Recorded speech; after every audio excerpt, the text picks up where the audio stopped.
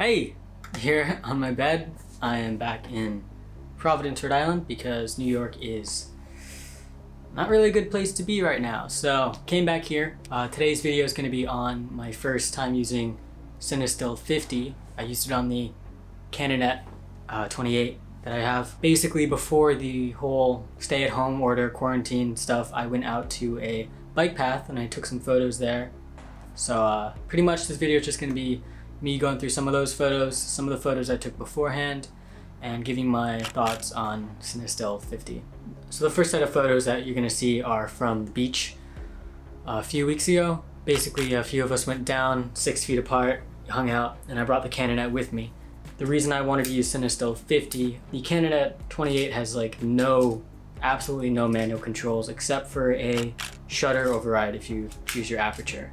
But even then, the shutter's locked at 30. It's good to have a very low ISO film such as Cinestill 50 because it allows me to kind of force it to shoot at f2.8, which is what this lens is. Shooting at the beach, I was able to shoot wide open. I had good shallow depth of field, which is what I wanted.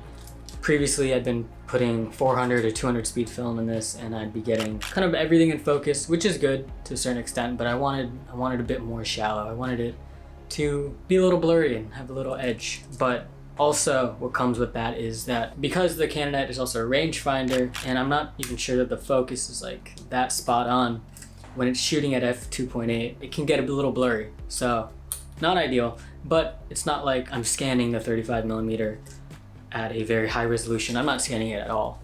It's a service called MPix that's doing it. The out of focus on some of the shots doesn't really matter to me.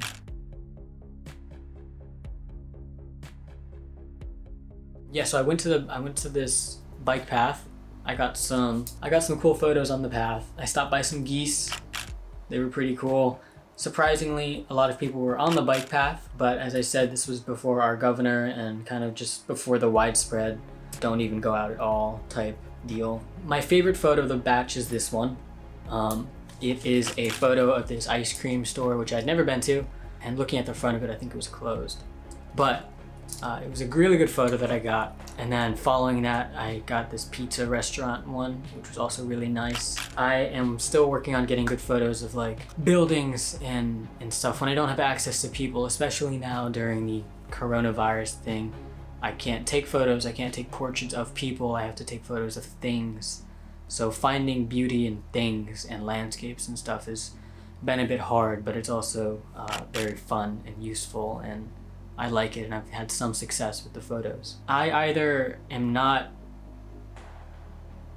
Basically, the photos look better underexposed, and I don't know if that's because of the metering on this is not exposing it correctly. I found that when I put the photos into Lightroom and I kind of dropped the exposure a lot, it really brought out the greens and the drama of it. The raw photos were kind of a bit bright, and I don't know if that's how the film had handled the light or if that's how my light meter on the Canon had handled light.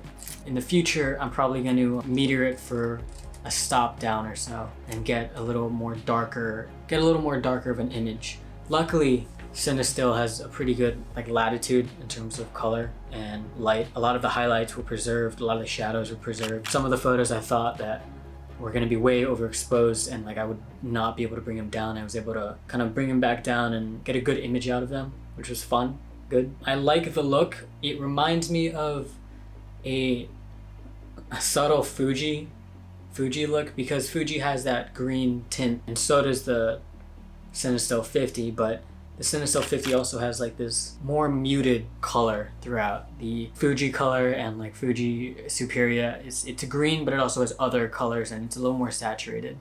So I like that Cinestill is a little more desaturated, kind of how movies are, since it is motion picture film that's repurposed. I didn't need to say that earlier because I'm pretty sure everybody knows about Cinestill. Will I buy it in the future? It was $15 when I bought it. Cinestill 50D I don't think is that hard to find. I'm pretty sure Cinestill 800 is a lot more rare, but they're priced the same. They're about $15. I definitely would get it again, but I think next time I'll get it, it'll be when I can take photos of people and portraits, because I think that's where it shines. It shines on people, groups of people. It shines in the sunset. Overcast, it worked really well. As of right now, I probably won't get it just because of its price point. I'm still not a good enough photographer to be investing in professional grade film. So I think for now I'm going to stick to the consumer stuff. I want to start using some of Lomography's, I think that's how you say it, some of their film. It's like cheaper, kind of. I might buy that in bulk just to try it. I'm interested in trying out new film, at least film that I haven't used, even if I don't plan on using it consistently. I just want to be able to see how those photos compare to the photos that I take on cheaper film. I'm not going to rate Cinestill, but I did have a fun time using it. Stay tuned for more film photography videos, hopefully. I'll get them out as much as I can, but see you around.